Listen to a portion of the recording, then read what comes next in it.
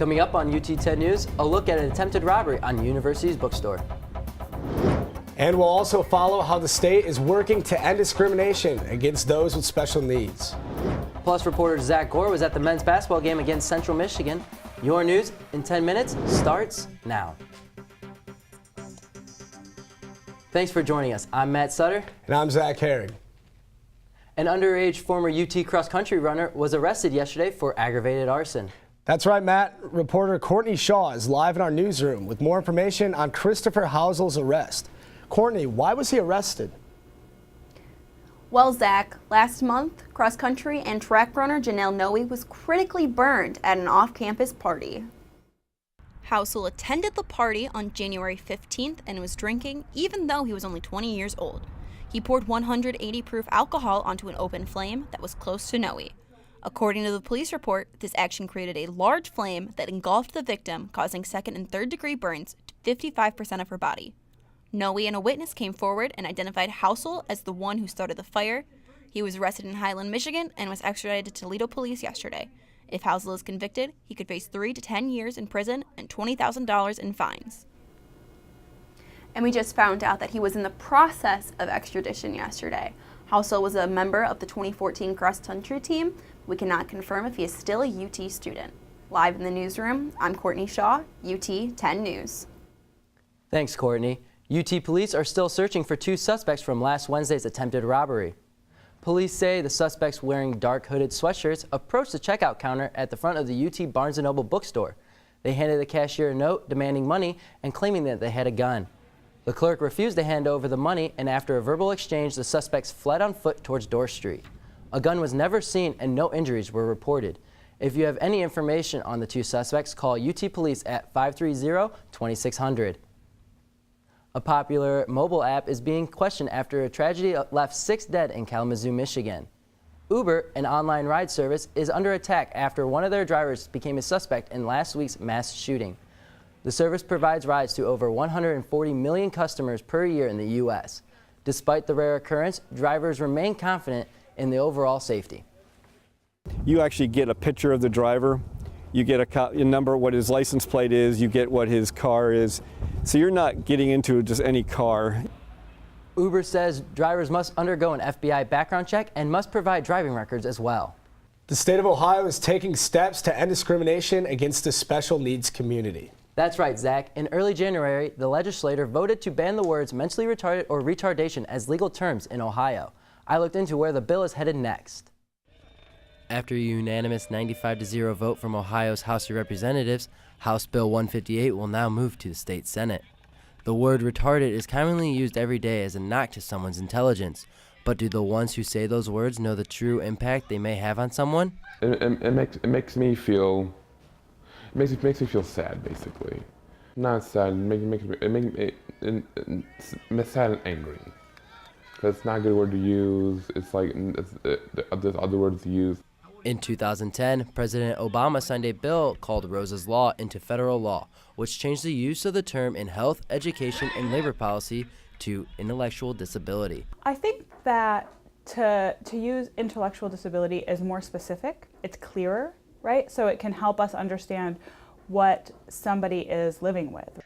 With efforts such as Spread the Word to End the Word increases awareness nationwide, more states are encouraged to follow suit.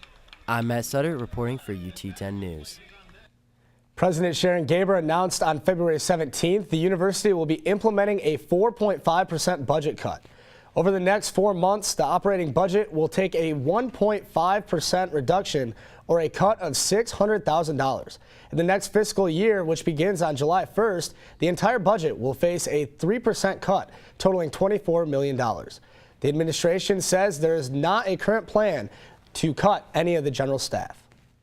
Every operating unit on campus, every college, every department is looking right now to identify their share of that 1.5%. The budget plan is expected to be taken to the Board of Trustees in June. The Student Food Pantry has moved to Student Union from the basement of Campus Ministry. Reporter John McCarter checked out the new facility. Since 2014, they have helped more than 160 students receive assistance. To be eligible, students must earn $17,000 or less a year. The food pantry makes it easy for students to get what they need. So they'll bring in their student ID. If they're able to print out their class schedule showing that they're registered, that's what we're looking for, because like I said, at any point, someone can have a need no matter what their income is. The pantry has non-perishable food items including pasta, cereals, and hygiene items. Food pantry staff say students visit regularly to receive assistance. It's important because, we're feeding students who sometimes don't have a meal swipe by the end of the week and have to go on the Saturday, Sunday, hungry. As you can see, the food pantry has many options available here for students. For more information on the food pantry and the hours of operation, please visit the UT 10 News website. I'm John McCarter for UT 10 News. According to the American Cancer Society, 1 in 8 women will be diagnosed with breast cancer in their lifetime. Over the weekend, the Toledo Walleye helped join that fight to help those affected. The 6th annual Pink in the Rink was held at the Huntington Center to raise money for the Susan G. Komen Cancer Research Fund. For $35, fans were given 2 tickets and the opportunity to paint the ice. It's just another way for the community to see, how many people are affected. The next fundraiser will be Pink in the Park this summer with the Toledo Mud Hens at Fifth Third Field.